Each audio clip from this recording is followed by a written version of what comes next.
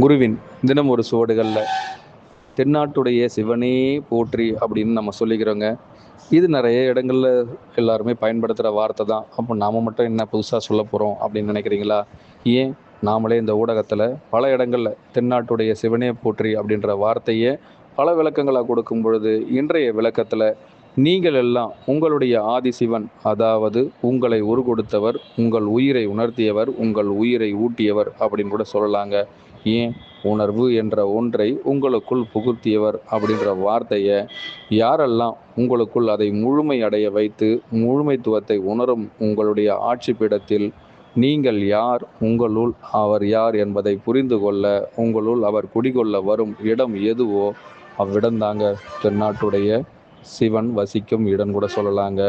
இப்போ தென்னாட்டுடைய சிவனே போற்றி, எந்நாட்டவர்க்கும் இறைவா போற்றி அப்படின்னு சொல்லும் பொழுது எனக்குள் இருக்கும் என் நாட்டம் எதுவோ அதை எனக்குள் இருந்து ஆசீர்வாதமாய் தரும் இறைவா, அதாவது என் குருதேவா அப்படின்ற வார்த்தையை கூட எடுத்துக்கலாங்க.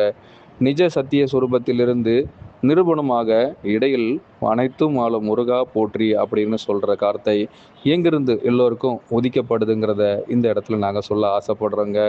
அப்போது முருகாங்கிறது யாருங்க? தென்னாட்டுடைய சிவன்கிறது உங்களை உரு கொடுப்பரா இருந்தால் அனைத்தும் ஆளும் முருகராக இருக்கிறது இங்கே வேற யாரும் இல்லைங்க.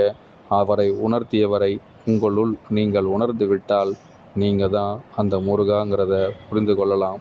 அனைவருக்குள்ளும் நான் தென்னாட்டுடைய சிவனே, உங்களுள் நான் அதை உணர்த்தி விட்டால் அனைத்தும் ஆளும் முருகன் நீங்களே என்பதை புரிந்து கொள்ளுங்கள். எந்நாட்டவர்க்கும் நீங்களே இறைவா போற்றி. அனைவருக்கும் குருவே சரணம், குருவடி சரணம்.